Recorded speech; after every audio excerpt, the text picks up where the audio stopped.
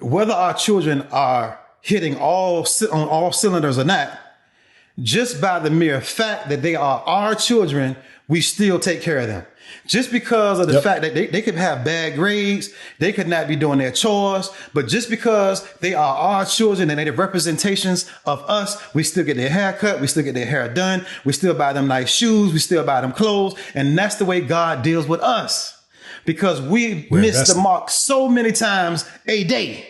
But he still loves us. He still cares for us. He still nurtures us. He still provides for us because we are representation of him.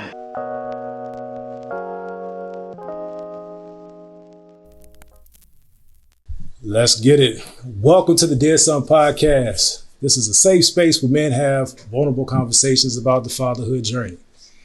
And sometimes these conversations are light, sometimes they're heavy, changes from guest to guest.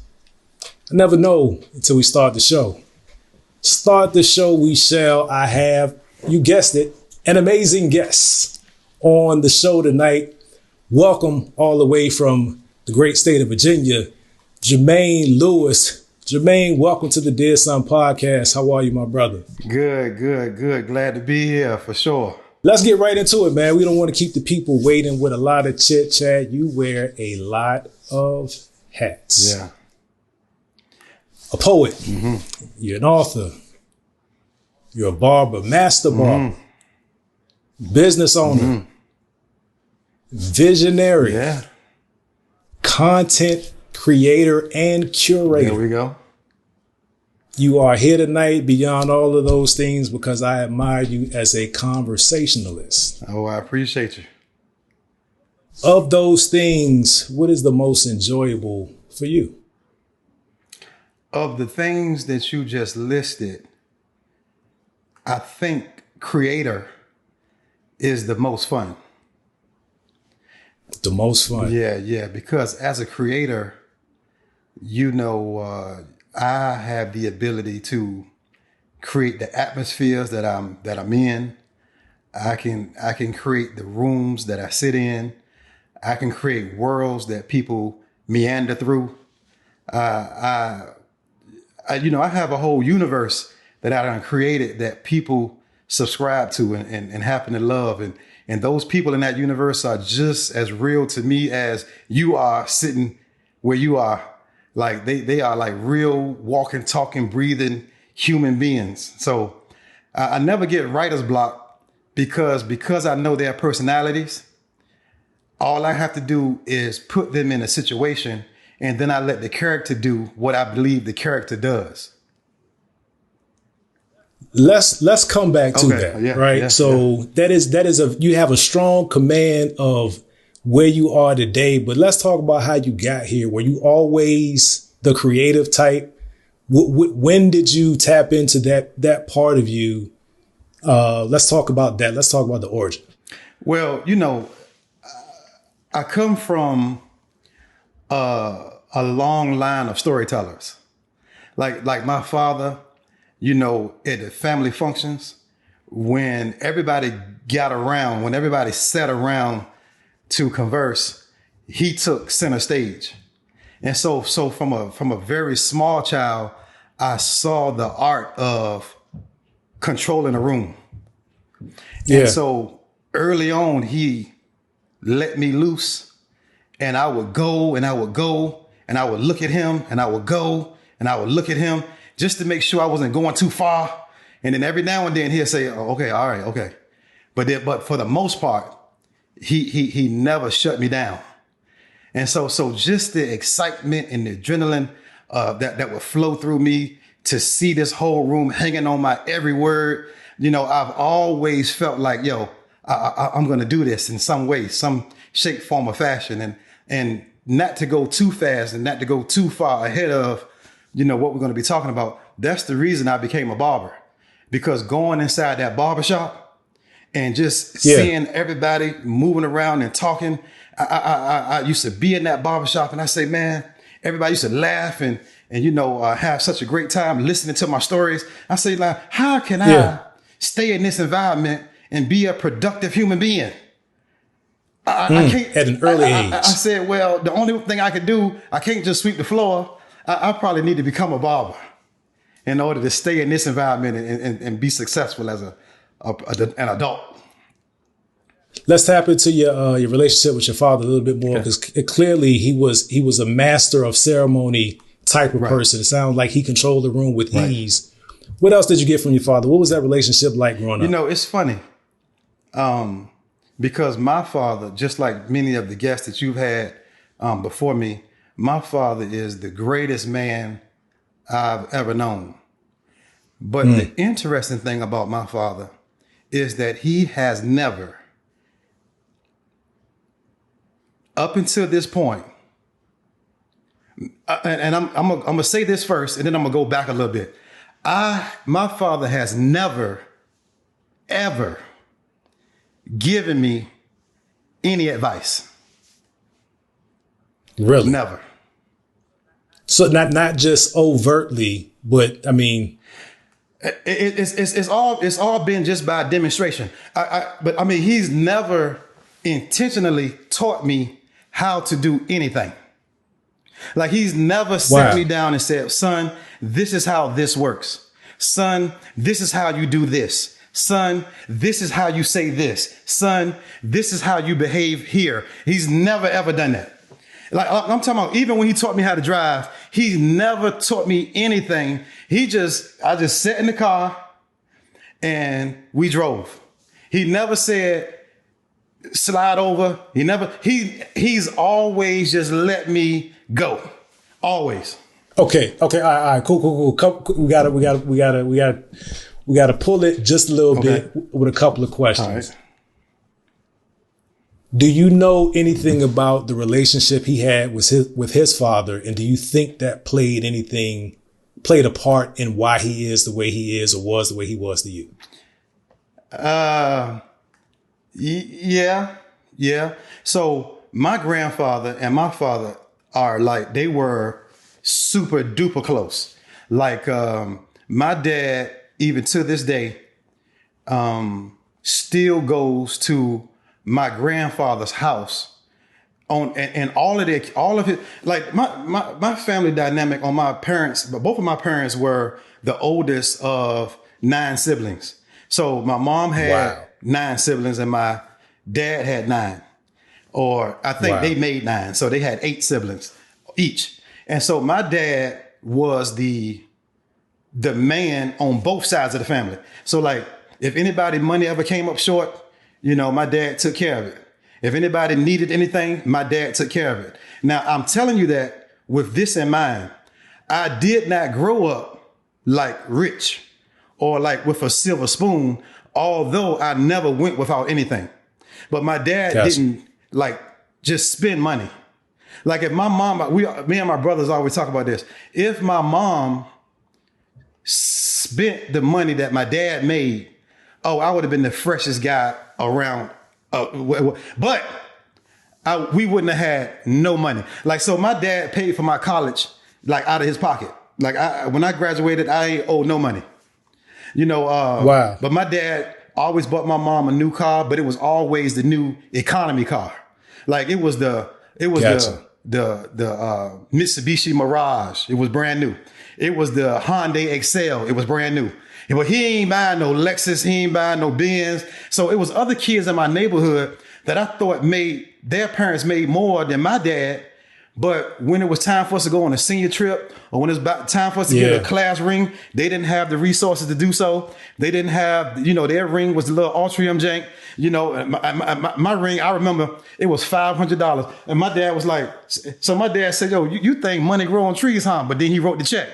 So we had a senior trip. I don't know if you remember that, but it got canceled because we didn't have enough people that had the money to go, because it was last minute and we was going somewhere crazy, but they canceled it. My dad gave me $1,000. Like he just wrote me a check. He said, you going on a trip? I was like, yeah, I think it's like $600. So he said, all right, well, here's $1,000. And I took my money. So where did he get it from? Where did he get it from? Because like we got to get it back to him not verbally teaching you things, but he gave you a lot of information through action. Right. Where did he get his resourcefulness? Where did he get his money mindset? So I asked him. Was that from your grandfather? So my grandfather only had a 3rd grade education, but he was the most I'm trying to use the word ingenuity, because he made so many inventions. He's a farmer. So he made so many inventions that helped him in his agricultural pursuits. Like he made his own irrigation system. He made like traps for the rodents. Like it was just so many things that I saw him do, because he had to create it in order to be successful at what his passion was. So my dad,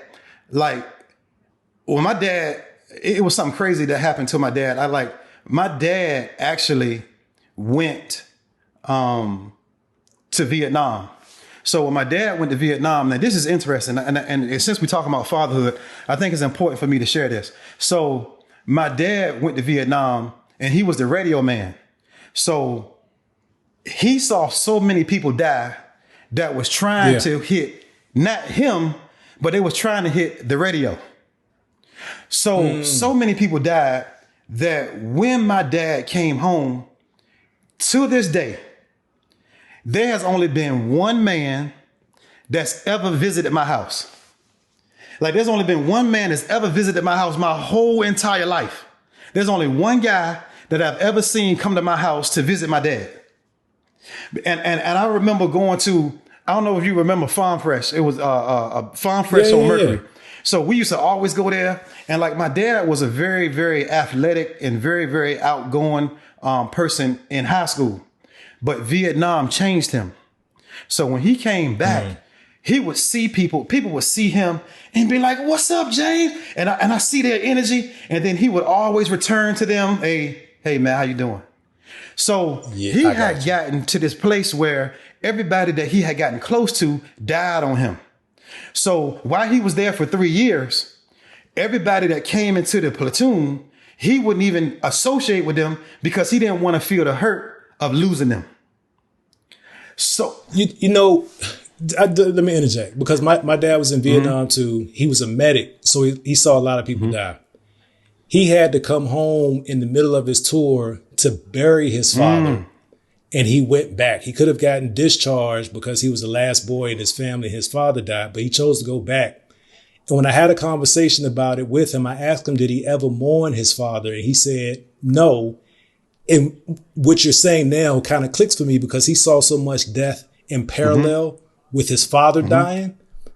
I think somehow he processed that as another death that he had become numb to, not numb in the sense of dismissive, but to deal with war. That's why. Yeah. I'm sorry, go ahead. Yeah. So my dad never formed like friendships like when he got back. Like he's still to this day, he's not like an introvert, but you can clearly see that he's just not with the being out. It's kind of difficult for me to explain, because like everybody in my family thought that my dad was really like to himself and kind of like reclusive, but they knew him better because of the fact that like when they saw him in certain settings, he was the life of the party. But once I became of age, he completely relinquished that role, and he was just completely content with just watching me do it. What do you think that was a deliberate transfer in his mind, or was it just natural? Like he saw you growing into that space, and that was enough, or what? You know what? I asked him so many ways about his parenting that'll help answer that question.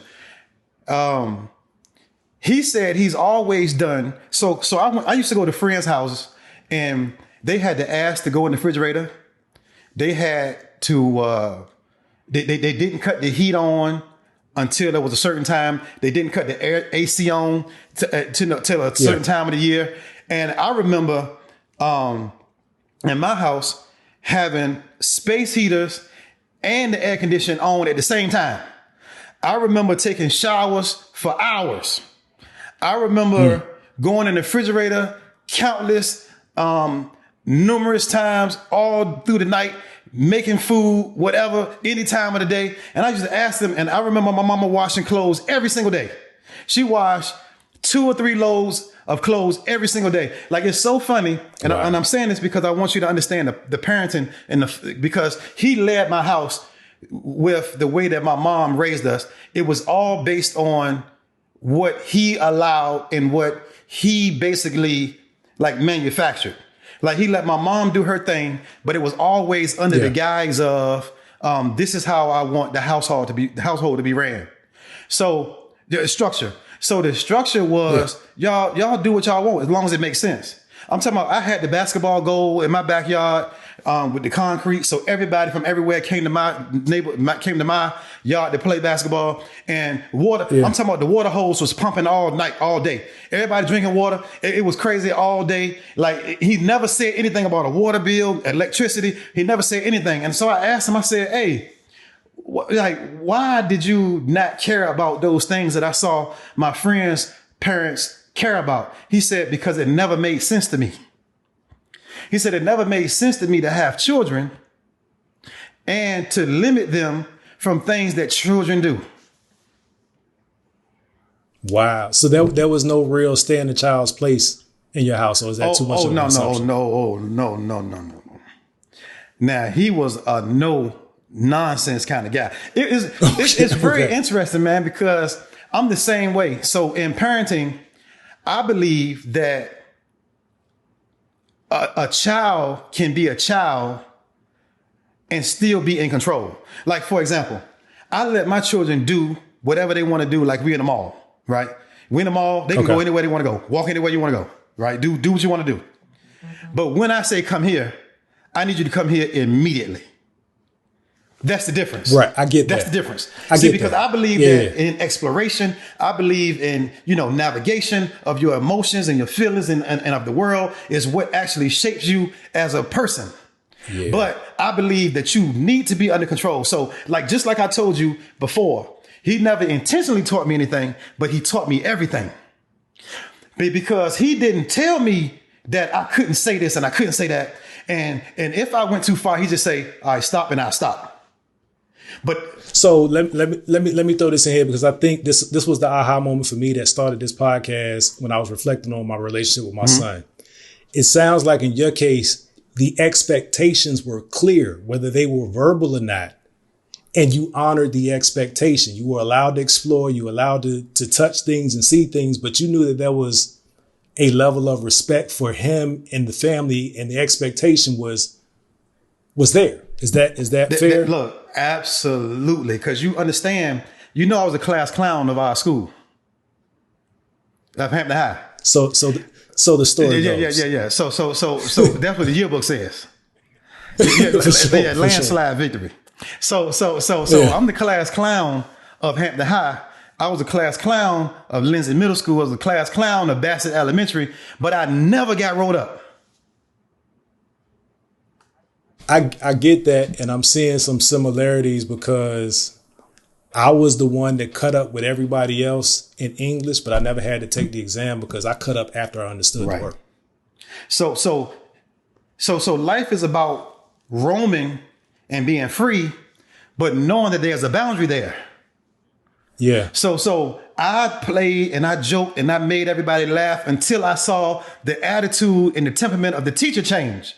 So when I seen the attitude and the temperament of the teacher change, just like when I saw my dad's face change, when I had the whole room lit and I see his face change, I shut down.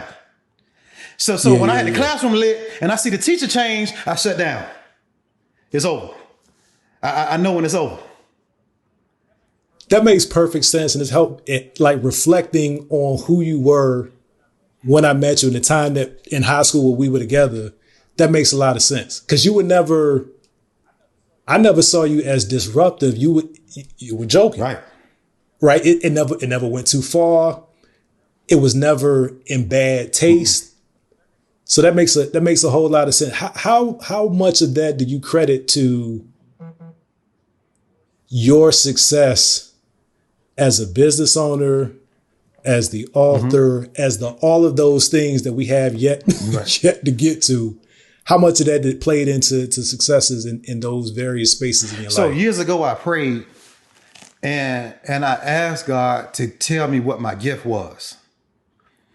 And I was scared of the answer, but however, I got the answer anyway.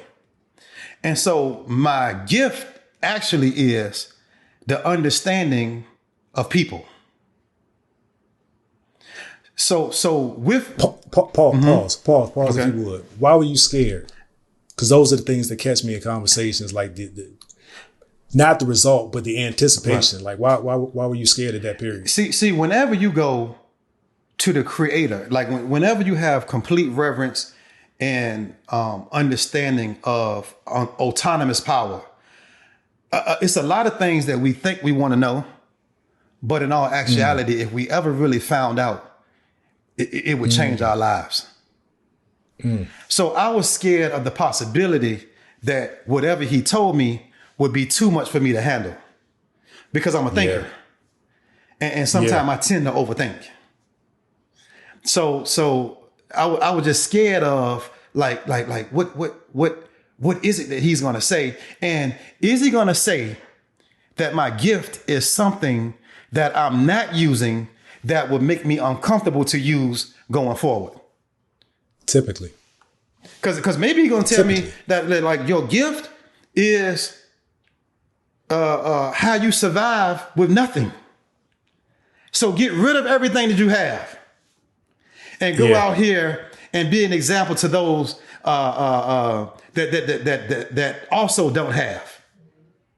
So you're tapped in with who God is and the reverence as it should be for what he is to humanity and to the world, right? Where it takes me immediately is when people say things like, God knows my heart. Oof. Don't you know that's like the scariest to me?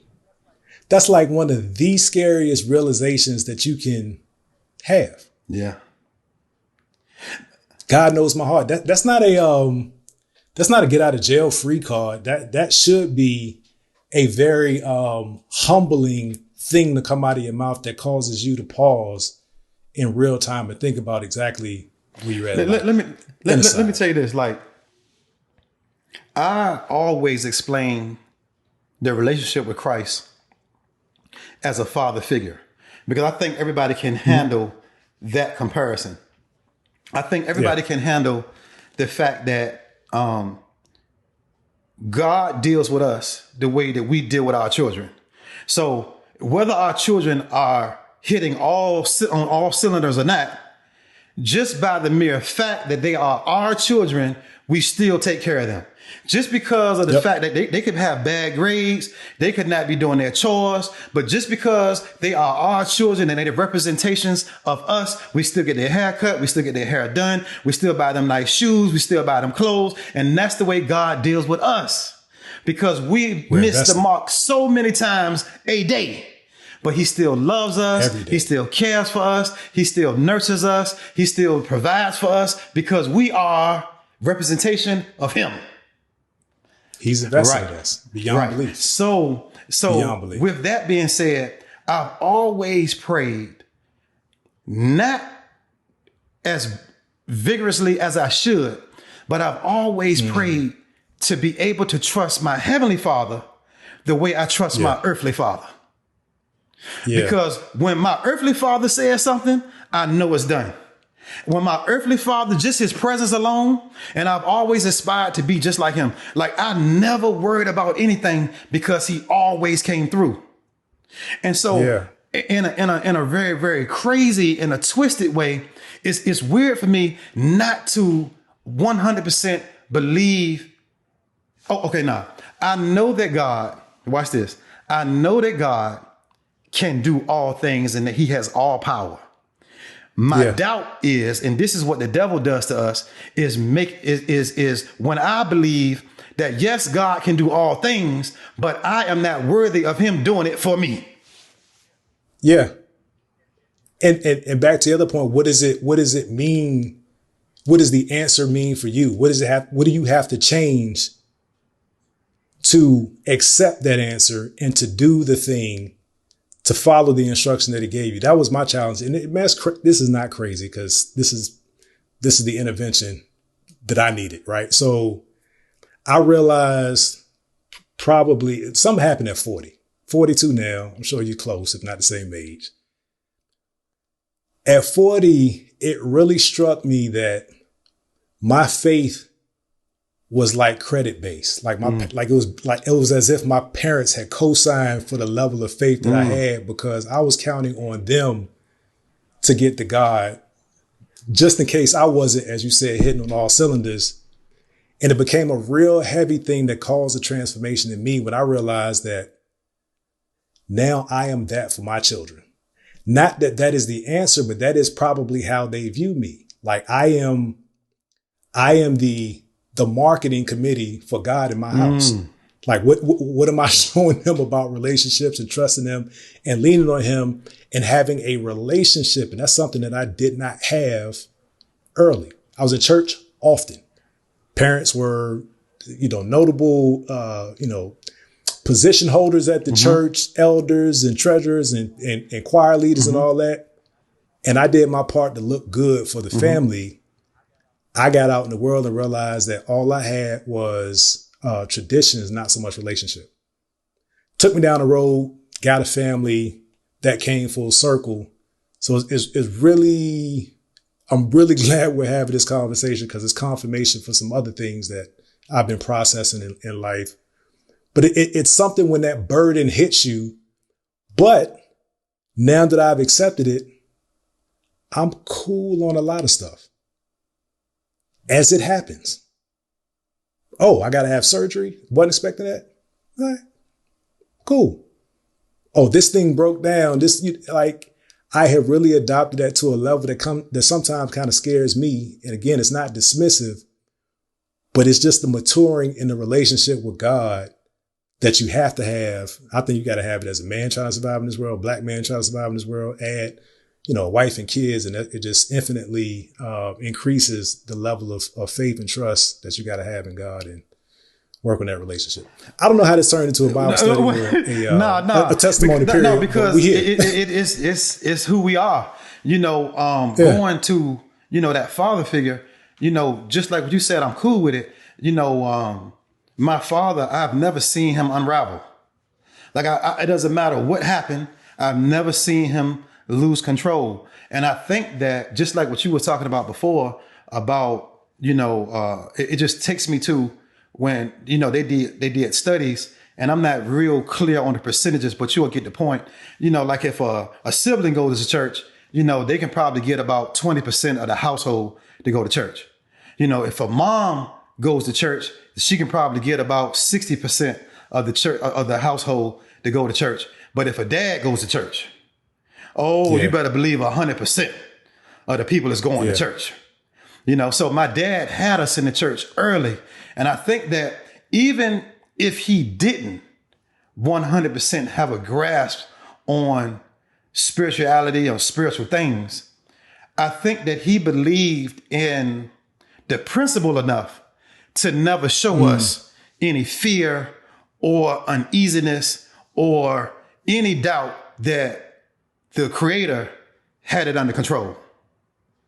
So let's pause right here. We're gonna hold that thought. We're gonna hear from a sponsor. We're gonna pick it right back up, because I want to understand how much of that you've adopted and what challenges you've seen and overcome because of his influence and what's been instilled in you, and how you implemented these lessons in your adult life. We'll be right back. What's good, fam? I know you're watching the video right now, but I just wanted to highlight that Tate Whalen is a brand new sponsor to the podcast. TATEWHALUN. Go to the website. You'll find exquisite timepieces. You'll find glasses. You'll find very well crafted beaded bracelets. Black owned, responsibly managed. I purchased several items from them. This is not me reading from a script. I stand beside this company, and I wanted to share that with you. Now, when you get to checkout, after you put everything in your cart that your heart desires, use the code THEDSP, THEDSP. You'll get 20% off. He'll know that I sent you. God bless. Back to the show. All right, we're back. Definitely didn't want to lose that placeholder where we were. We were getting into all the things that are meaningful as it relates to being a man, being a father, through the lens of a relationship with God. and how that has impacted each of us. I want to pick up where we left off about your father not being rattled no matter what it was. He always had the temperament because of what I would say is his relationship with God. So there's church, then there's relationship. I just want to make that clear, right? It sounds as if he had a true relationship with God that impacted how he dealt with life and the things that life throws at him.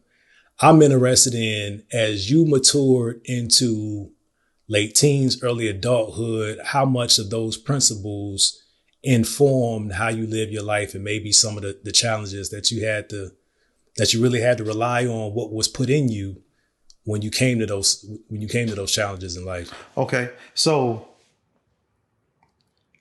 they all affected me tremendously. Like, to this day, I've been married now for 20 years and I've never yelled. Thank you. I've never yelled at my wife. Say that again. I feel like because of watching him, I've never seen him yell. Like, so I've always equated yelling to being out of control because I've always seen him as a picture of control. So to yell and that be something that I've never seen him do is the direct opposite of what I aspired to be, which was to be in control. So to this day, I've had two compliments that have basically helped me stay on this path of life that I'm on. So one was in high school when people say, man, you are the craziest and the wisest person that I've ever known in one person. So that's been one that I've carried since like 96. I've always held that in high regard because it just, I don't know. It's just something that just felt down to earth to me about that statement. So I love that compliment. And as I gotten older, the second one that I love is you are always the same. Like every day that you show up to wherever you are, we know what we're going to get from you. Like you are so consistent. With all of the things that you got going on, you are so consistent. We've never seen you really, really up here, and we ain't never seen you really, really down here. And so that I believe is 100% attributed to what I've grown up seeing. Like I've always admired that about him.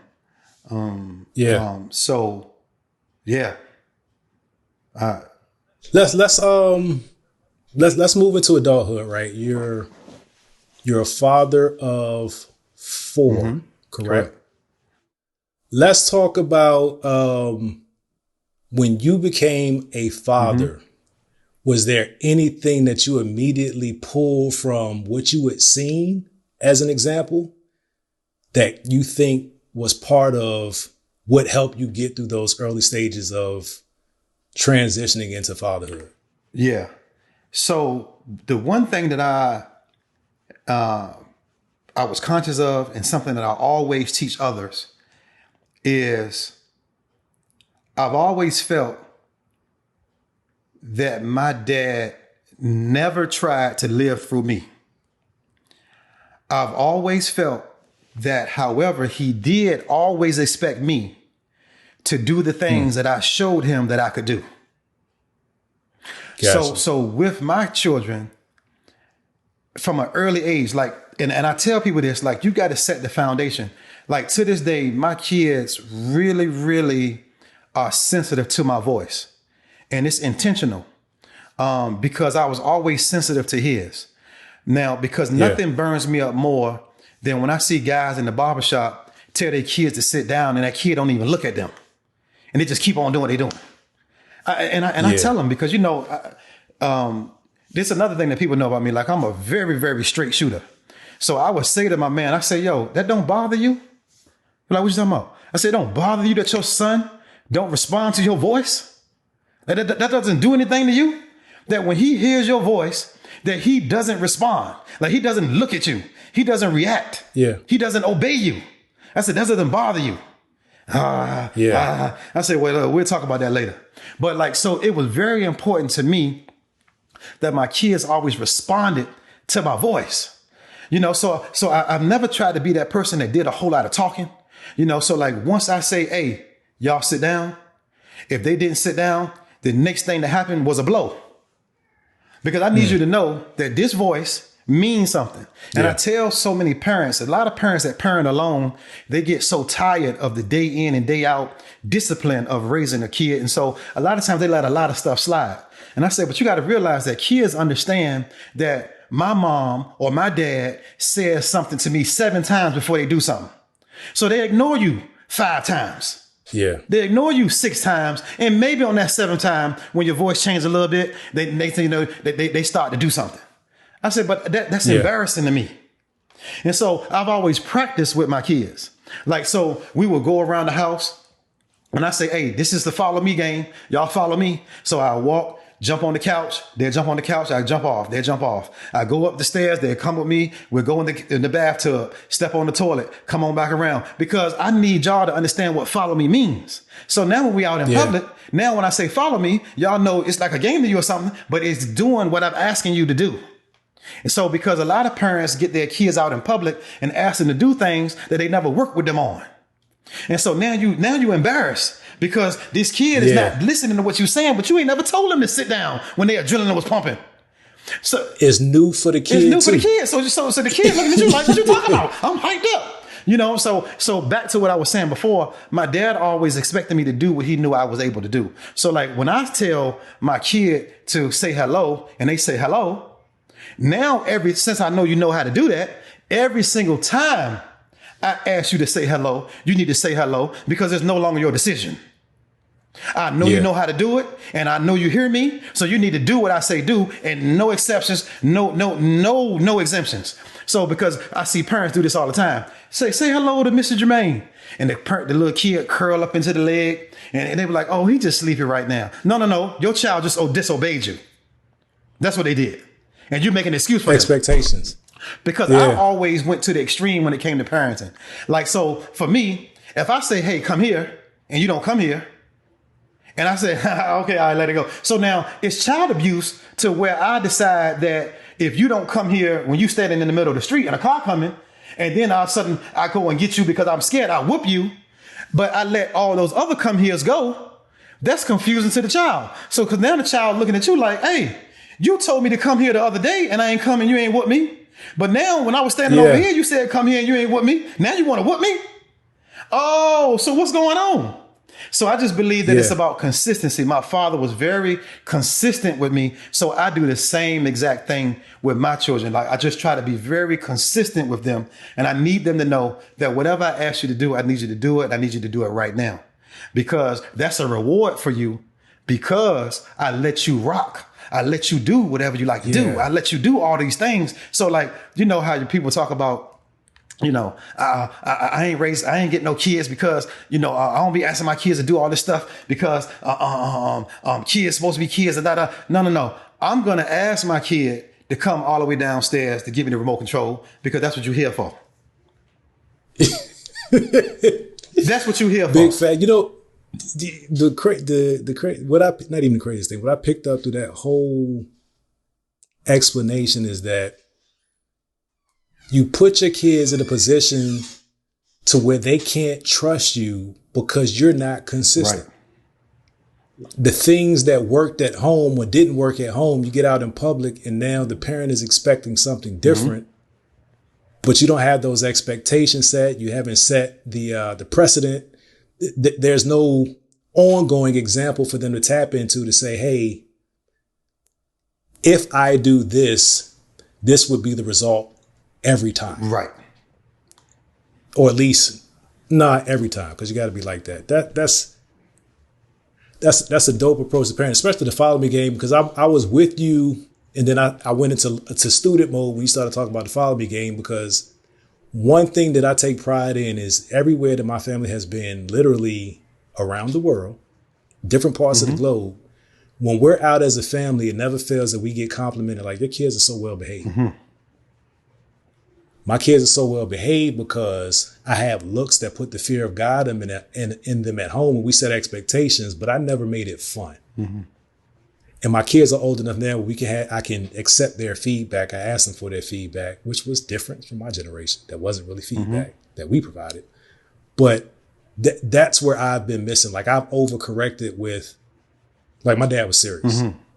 There were times where we were clearly having fun, but if you had to describe him as serious, if he's on a pulpit, he's serious. If he's reading the scripture, he's serious.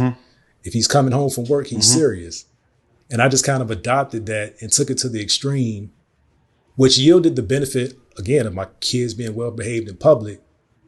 But I lost some of the soft skills, right? Where they'll come to me if they're in trouble or they feel like something gets trouble. They're not nervous, right? I haven't made it comfortable all the time. And that's something that I've become aware of over the last couple of years. But I hope none of what you said went over anybody's head. Go ahead. Yeah. And I think that none of us are perfect. And I think that if you had to err in parenting, that was a good one to miss. Like the soft skills with your kids. Okay, cool. That's why you've been blessed to be in a 2-parent situation to where hopefully, you know, if it's just, for a lack of a better term, that good cop, bad cop, like, I think that used in moderation is also a good tactic, because there needs to be a high level of respect somewhere. There needs to be a very, very safe place somewhere.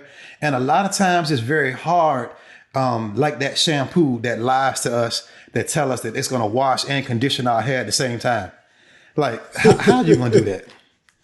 You know, so how are you going to be, you know, this disciplinarian, this person that demands so much respect, and also be the place where I can go and tell you anything? You know, I think that, you know, a lot of things that we do or that we think about in concept are just really, you know, humanistically, if that's a word, impossible. So it is. I think that, like you say, to work on that is good. I think that just like when I was teaching school, I think it's always good to go in hard. I think it's always good to just be stern in the beginning and then soften up as time goes by, because the child will never forget, the students never forget how it was in the beginning, and that they know that you are capable of being that person. And so it just keeps a boundary of respect there, so that, look, as cool as we are, it's some stuff that you won't never say to me. And I need you to know that. I need you to be on edge at all times. You know, it's some stuff you don't never say to me. And so, you know, I think that in this all-inclusive world that we live in now, that a lot of the roles have been blurred. A lot of the lines have been crossed and crisscrossed and tangled up. It's just some things that is the way that it is. Just like if I got a set of twins, a boy and a girl, and it's nighttime, I don't think that there are too many people that would disagree with me that if I need somebody to go to the store, I'm sending my son. I don't care how inclusionary this world becomes. There's just certain things, there's just certain perils that you just feel like are just more susceptible to the girl than the boy. Yeah. And so you're sending the boy. So it's just some things that I don't care how, you know, equal and unilateral the world becomes. There's just certain things that are just the way they are. I think you have to have that to establish and maintain a structure in your home. And it doesn't have to be the structure for everybody, but that's the structure for your home. To the extent that it doesn't cause detriment to your family. I mean, there are things that I'm just, in my house, that's just how it is. And I'm not interested in convincing you. No. I'm really not interested in explaining half the time. But it's how it is. And if it works, so I get that. If it works for your household, for the woman to be the dominant figure, then I mean, do whatever works for y'all. That's what the whole world is really about, and that's where we all need to get to. Is like, stop judging each other. Let me say this: we all judge each other. We all judge every people. Day. But when your judgment affects how you treat people, is when it becomes problematic. Very good. Yeah. So we all judge. It's just the way we are. But don't let your judgment affect how you treat people. So If that's what you want to do in your house, if that works for y'all, cool. Yeah. There's a conversation that I could have with you that would probably get you to go against that, because I'm just kind of trying to wonder how that woman is going to look at you over the long haul if she's just completely dominating you as the man. I don't know how that works out over the length and the of time. I don't know if that it becomes perverse in some way for her, that you become like a child in her eyes.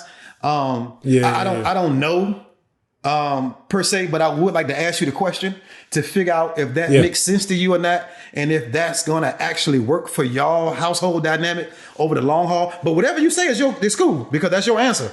But I would just ask you the question, like, do you think that's going to work for a long period of time? Because it's just for the sake of being inquisitive. That's just your nature. And one thing I would like to share is that I feel like, in this day and time in our, culture, be it because of, the systematic structures that have been put in place, that we have a lot of boys that were raised by single moms. And I think that guys get to a place where they look for a woman that was strong as their mom. And it's natural. And they will lean to letting that woman do what they saw their mother do. But I always encourage single mothers to always be clear with their children that this is not the way that I would have it be if I could have it different. And I would love to have help. I would love to have a man be in this place, or have someone be in this place that I wouldn't have to do all of these things. And so it starts a bad cycle of a guy thinking that a woman is supposed to do all of these things, because how can that woman show that man how to be a man? And so there's something, like I said, perverse about the fact that even if you are a strong woman and you got a man that is submitting to everything that you do and say, over time, it becomes a problem, because something in me says that I'm not supposed to be dominant over you. I think that'd be a very interesting conversation to have with somebody in that scenario. Absolutely. Like I couldn't put myself there to give it any value in what I think about it, but I definitely get your perspective. But write that down though, because we're gonna talk about that when we bring all the guys together. For sure, the tour is coming. Believe that. Yeah. Got the producer in the house right now. All right, so man, we getting into it, and I love it. I wanna shift a little bit, because number one, this isn't gonna be our last conversation. So I'm saying it now. My audience knows I always get to the end and we didn't have enough time. We don't have enough time. All right, get over it. I'm gonna say it every time. So let's talk about let's get into the author, right? Because I think if my assumption is correct, that everything you do has a common theme, right? That it's somehow true to who you are as a person. So I don't get the sense that when you write, you go off and become this fictional other being to get in the space to write. So I want to talk about how all of these things, we got to peek into what has informed your life, what your examples were and are. How does this show up in your writing, or does it? Oh, absolutely. So I really believe that my gift is people and understanding people. So anything that has to do with people, I've always experienced a great level of success, because I always just got a good feel for how people feel about like what I say, what they see, what they do. Like I just got a good feel for it, so I have also been blessed with a great level of common sense. So, people always come to me and ask me to break certain things down to them, like, give it to them in layman's terms. And I'm the king of analogies, If I had it my way, and if I was someone of note, I would have just written a self-help book. But because reality hit me and I realized that I'm no one of note and no one outside of Hampton High, Norfolk State, all of the many people across the world that I've had the pleasure of cutting knows me. And that's only a couple of thousand of people. But I'm really trying to hit millions. No one would go to a Barnes & Noble or bookstore and say, oh, this guy, Jermaine Lewis, wrote a self-help book. Let me see what he's talking about. So the way that I decided to get my common sense knowledge out to the masses was to disguise situations and problems in the confines of a novel, create characters that look like you and me, your wife, your mom, your grandfather, and your auntie, and try to encapsulate inside of these characters enough identifiable traits that you would identify with them, see their problem, and say, I'm experiencing something similar to that. And then see their solution that you find reading through these pages and say, you know what, that makes a lot of sense to me. Let me try it. You're going to get this help. You're going to get this help. Through the story. You're going to get this help. You read, I know, so that this is the book, the project that is to be released soon. At the time of this recording, the release will at least be identified, the release date. It may have already been published depending on when this is released. Has that always been your approach? I know you've written several, you've written more than 10 books, right? Has that always been the approach? And if not, what changed this time to where that was an aha moment? Like I need to do it this way this time. Well, I've always been, I call myself a great storyteller that will not lie to you. So, a great storyteller that will not lie to you. I get it, because the inference that storytelling is somewhat untruthful. So I always wanted to entertain, but I only feel like entertainment lasts if the person feels like that entertainment is helping them in some way. Yeah, I think help is what actually captivates an audience. That's why laughter is so important to a person who speaks, because everybody, whether they know it or not, is in need of laughter. So when a speaker or a preacher, if they start with a joke, if they start with a song, if they start with something that makes a person smile, it releases like a set of endorphins inside of your body that makes you pay attention. Welcomes the information. Absolutely. Because maybe if I listen, he'll do it again. Yeah. How much of your experience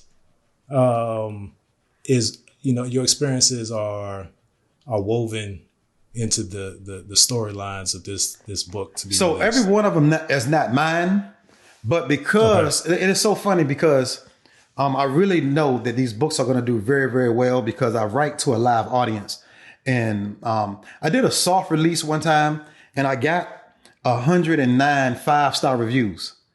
110 was a 3-star because the lady said that the book wasn't formatted right, and it wasn't. I just put it out there just to see how Amazon worked. But she said, this is the best story I ever. It's funny how people review stuff. This is the best. She said, this is the best book I've ever read. The storyline was impeccable, but the formatting was wrong, So I just got to give it 3 stars. Yeah. I said, okay, thank you. They have to apply their limitations so that they feel good about it. Because seeing it through your lens may be beyond where they're at in life. So by pointing out something that you may not have been up to par, they feel like now they're educating you. Now they have a one-up on you. And sometimes that's where they pull their worth from, if they can counsel somebody else. But we gotta go back because you said something. Wait, hold on there. So what you said, what you asked me was, so all of the storylines in the book are from real people, and they are real situations. I just lend them to different characters. Sure. Based on how the story flows. And it's interesting because what I was saying was I believe that the book is going to be uber successful. And I was telling, my management team that I was going to stop. I would stop being a barber, and they said, you probably don't want to do that. And I was like, why? They were like, well, a lot of your inspiration comes from the talks in the chair. And I said, you know what? You're absolutely right. So the approach that you're taking, you said you write to a live audience. That kind of went over my head. Break it down for the listening audience, so or break it down for me. Maybe I'm the ignorant one. What does that mean? Yeah, a lot of people don't know what that means. So you're not alone. So I created a Facebook group, a private Facebook group of 100 readers. I mean, these are vivacious readers. I'm talking about they are like read a whole book in a day kind of people. And and they have consumed thousands. Most of them like hundreds of books. And I wanted them to tell me, chapter by chapter, if this book was holding their attention, if that chapter made them want to read the next chapter. I wanted them to help me keep the continuity of each character in these stories consistent with the point and the message that I was trying to get across. And so every day, and I needed them too, because writing the book is very difficult. There are so many other things that you can do rather than write a chapter to a book. But when you have an audience that is waiting for the next chapter, sometimes it will propel you to go ahead and type when you don't really feel like typing, just to make sure that you keep your audience, engaged. I've written a book in 30 days before, because I committed to my audience that I would complete this book in 31 days, and so it's been awesome. I recommend people to do that, especially if you're going to write fiction. You don't want to get excited by your own stuff. Like you don't want to get lost in your own press. Like you always want somebody to be able to bring you back to, reality, or confirm, the emotions that you was trying to, emote out into the universe. Yeah. You want to make sure, so when I type a chapter and I send it out, in my mind, I already know, okay, this should make people sad. So when I read the comments, and everybody in the group has to comment, or you get kicked out. That's a requirement. I need to hear something from you. And I also need you to comment without reading everybody else's comment. Because I had a time where people were reading other comments, and because they didn't want it to sound redundant, they would create something else. But I need your authentic, what comes to your mind. Yeah. And if I really done a good job, I have 100 comments that basically say the same thing. In a nutshell, because I know what I was trying to create with that chapter. You know what I'm saying? I get it. In terms of the emotional theme. I get that. Right. So does the book have a title right now? So the first book that I'm releasing is called How Much More You Need. Yeah. So So I know what that is. I know what that is emoting, if that's the word, in me right now, because it came up on a previous episode. One of the first people that I had in conversation on this platform was saying that a pivot in their approach to fatherhood, being a good father, was asking his children what they need from him. Not what they need from the store to buy for the project or gaming systems. How is daddy not showing up? Right. Immediate correlation when you said that. I'm not saying that's what your book is about, but if we could peek inside, exclusive, right? Dijon's gets exclusive. That's what we do here. What would be, see the best way to ask it? I'll let you choose. The three types of people that would benefit the most, or the three themes that you think will resonate the most that are in this first release. What more do you need, or how much more do you need? How much more you need? How much more do you need? Who is that talking to? It's talking to everybody. But overall, it's talking about relationships. And it's also talking about the acquisition of things. If I was to use an analogy, I believe that God looks at us in the same vantage point as you would look at your son after you have bought him, let's say 20 gifts for Christmas. But the bike that he wanted wasn't in stock. And you had plans on getting him that bike. Whenever it came back around, the store clerk told you it'd be here in 2 weeks. But you bought him PS5, you bought him all these other things. He opened all the gifts and was smiling, and then came to you and said, "Well, where's my bike?" And so in your mind, it would suffice to say, "Well, son, even though you know you're going to get the bike at a certain time, when you look at all of the money that you spent, when you look at all of the things that you made a way that he would have, you could reasonably say, well, son, how much more do you need?" Gotcha. So I think that if most people did an honest inspection or a survey of all of the things they have, they would pray different. Because some of us pray and we are in a posture of asking for more. Lord, please bless me. God, please increase my finances. God, please make me stronger. But we neglect to say, God, thank you for all the blessings you've already given me. God, thank you for health and strength that I have right now. God, thank you for the job that I have right now and the money that I have right now. So a lot of times we are always thinking that God is some type of ATM machine, and we don't never stop to think, because just like your son, hey, Dad, where's my bike? Son, can you pause for a second and tell me thank you for the PS5 and all these shoes and all these clothes and all these video games and all these controllers? Like, can you say thank you for that? There are so many things. If we did an honest inspection of all of the things God has already blessed us with, and we think about all the things we keep asking him for, he could say to us, how much more you need? So on the cover of my book, the guy is proposing to the woman, and all he has is a ribbon.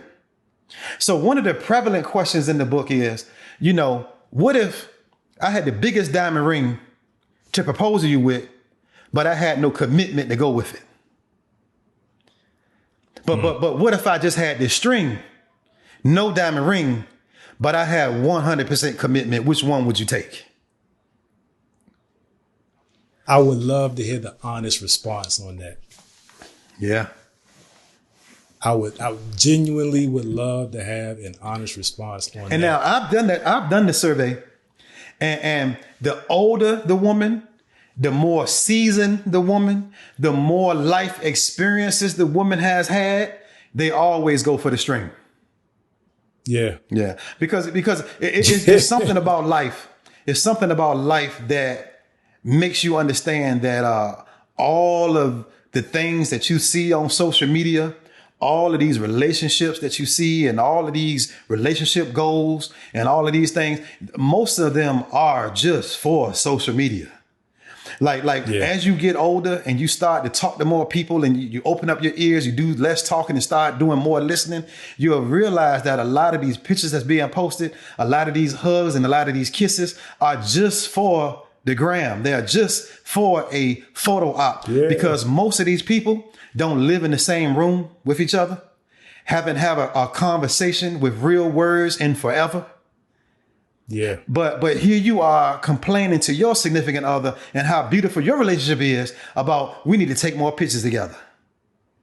We need to go on more trips. Not knowing that you are bringing drama in your household to a picture that was taken 5 years ago, to some people who don't even live in the same house no more. Come on now. That's true. Yeah. That's true. Yeah. So So the book is about all that.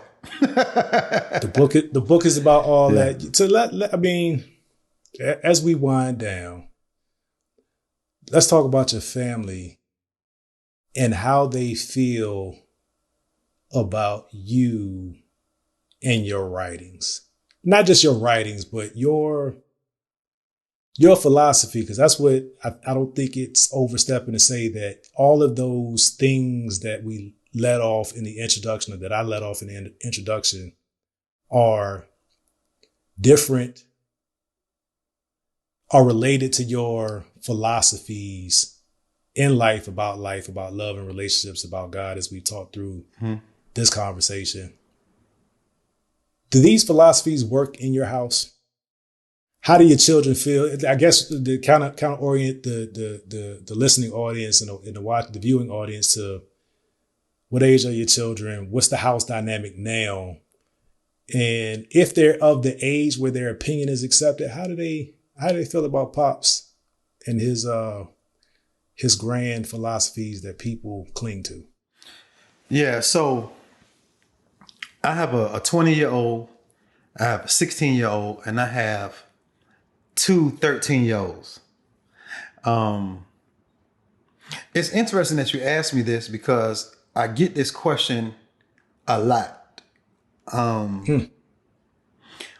And my children don't really question my leadership because, for one, their mom respects it so. That's worth the pause. Yeah. And used the word you used was respect. Right. Yeah. She really, really respects my leadership style because it's full of respect for her. Pause again. Yeah. Yeah. Right? Yeah. Man, if we want the respect, we have to be worthy of being, if we want to lead, we have to be worthy of being followed. Right. And that's not followed in a subservient perspective in my home. I'm not speaking for Jermaine. He speaks for himself very well. I am not looking for a servant. No. I am looking for respect. And that respect that I learned through trials and tribulation is when I am inclusive, when I am communicating well, when I am at a very basic level considerate of how she feels. And so, but we also have to understand that we all want submission, and but the word offends people because they are ignorant to what it really means. So submission just means agreement. Yeah, and that's why I said subservient. Yeah, I wasn't talking about. I get it. Yeah. So when you have a wife that submits to your leadership, it just means that she agrees with how you lead. So she agrees wholeheartedly with how I lead. And now the interesting dynamic in the way that my children see me is described like this. So in my church, we have a leadership board. Like we have a wall that has a picture of all the leaders, right? In my church. Now, for years, I led the youth ministry or a portion of the youth ministry without the title. Gotcha. Like, so there was a person that was leading by a figure that was on the wall, but everybody in the church knew that I was the actual leader, and that picture didn't mean anything to me. Like, I'm not a title person. So yeah, my kids came to the church and I saw them looking at the wall, really analyzing it. And then they came to me together and said, "But where's your picture?" And in that moment, I realized that in every area of my life, they have always seen me in leadership. Yeah. At the barbershop since they were little kids, at the church, in our home, on any sporting team that I've been on. You know, like I'm the quarterback on our flag football team, the point guard on the basketball team. They've always seen me in leadership. So like in their mind, they only know me to like be in charge. Yeah. Yeah. So I don't really know if they could even imagine me not leading them, if that makes sense. Perfect. Yeah. Because that's all they know. They know me to be a leader. Man, so that the story that you just shared about them, like I see them looking at the wall. I imagine it's long. I imagine it's a lot of pictures to look through to find yours. And they can reasonably think that they're just missing as they're scanning it. But they were looking for the picture because of your activity, Right. not because you constantly told them that you had a position. Right. I believe purpose beats position every time. Every time. Jermaine, you still deep, man. you was deep then, you deep now. I really appreciate this conversation. The time is far spent, so I wanna save some for the next 10 to 12 conversations that we have. Absolutely. However many conversations we have. I appreciate you, man. This is I pray that folks are giving this the attention that is due. Not because of who you are, who I am, but what was created in this dialogue. Absolutely. I know it's bound to help. I mean, and you know what, Derek, one thing that I will say, you know, that, man, I am just so godly proud of the work that you are doing. I'm honored to be a part of a platform that's so clean and so neat. Hey, y'all, for those of y'all who don't understand what's going on here, Derek sent a videographer to my house. He's sitting right over here, you know, watching me do this. Like this is top level production. And one day the world will be blessed when they click on the Dear Son podcast. And like he just said, not to see me, you know, and not to see him, but just to see the conversations that's being had, because generational curses will be broken. I believe that young boys will have this as a blueprint on how to parent, how to father with intention. You know, and I think that it's the younger generation. I think there's a lot of generations that are already gone too far. But I think that as I work with the city of Norfolk in the police department, we talk about going to the elementary schools. But I said, because if we can get them, I say, I say, hey, the kids that's in, you know, middle school and high school, you know, they may be, you know, a little bit out of our reach. But if we can grab these kids that's in kindergarten and first grade, and show them a better way, show them that they are loved, and show them that they are appreciated, and show them that we need them and that we're counting on them to be great among us. I think that's when we start changing things. So when people start clicking on this podcast, I can only imagine this is going to be great. And I'm just proclaiming this right now, Derek. This is for you.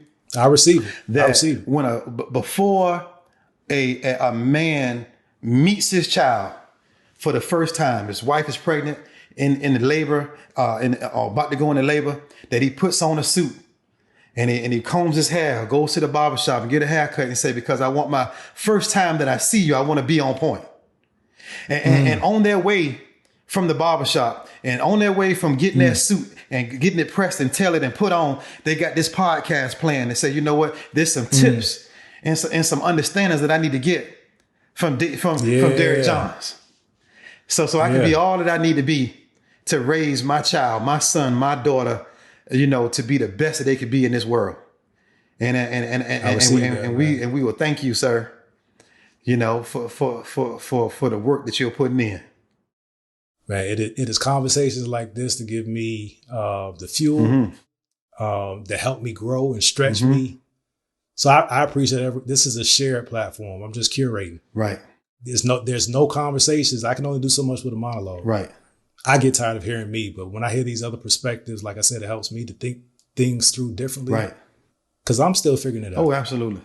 And part of the message is it's okay that you don't know. Right. Be intentional about figuring it Right. out, though. Because that's what you'll see on this podcast. You'll see me grow. You'll see the guests as they return have matured perspectives and help, in a different capacity as life deals them lessons that, that they can share with the public, man. I appreciate it. There was a time, even during this platform, I've shied away from accepting what this will be. Mm-hmm. And again, it's not, don't miss the message. Mm. This will be what God intends it to be, and I'm cool with that. Yes, sir. It's going to be big. Yeah. Man, I appreciate you. I want to make sure that the people understand how to follow you, how to get to the book, because the book will be available very soon. And I want to do something special for the listeners. We'll figure it out. But I'm going to buy 10 books from you, and we'll figure out how to get them to people that need them. Oh, right, much appreciated. We'll work that out, man. I believe in you. The conversations that you that you facilitate just with comments. I know this book is going to be special, and I want to make sure I can, do my part to support, man. Yeah, they can find everything about me, follow me, purchase anything from me. Very, very simple. It's JermaineLewis.com. Got it. And it'll be here because technology allows it to be there. Yeah. All right. For the listening audience, man, you made it this far. You should be following. I mean, if you've invested this much time, you owe it to yourself to follow. If you watched this far on YouTube, you owe it to yourself to be a subscriber, to be part of this community. So you can say, hey, I pushed this thing forward because that's what we want to do. I'm not going to beat you guys over the head like I normally do. The time is far spent. Again, we appreciate Jermaine Lewis. We will update any way I can support, promote as this platform grows and expands. I'm here for you, my brother. But for the audience, we appreciate you guys. God bless you. Peace.